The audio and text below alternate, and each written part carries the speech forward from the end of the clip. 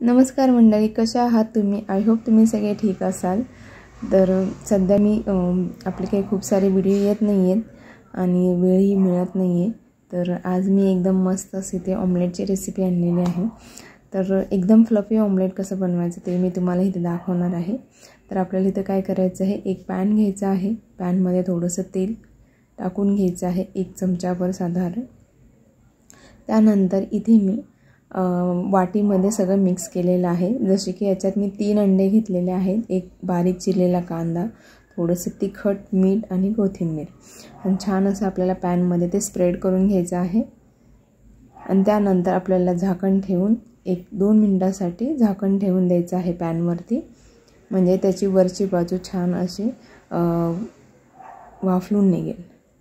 बघू शकता। तर आता आपल्याला ह्याला पलटी करून घ्यायचं आहे। खूप छान आणि एकदम स्पॉन्जस हे ऑमलेट तयार होतं। बघू शकता, तुम्हाला याची साईजवरूनच कळत असेल। तर त्याची एक बाजू खूप छान अशी ब्राऊन झालेली आहे।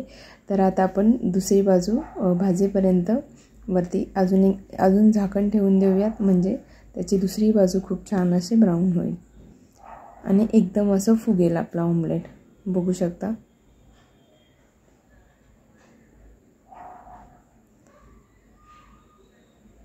तर इथे आपलं खूप छान असं एकदम झटपट ऑमलेट रेडी झालेलं आहे। बघू शकता किती छान असं फुगलेलं आहे आणि एकदम फ्लफी झालेलं आहे। याची साईजवरून तुमच्या लक्षात आलंच असेल। तर रेसिपी कशी वाटली कमेंट करून नक्की सांगा गाईज। Thank you guys.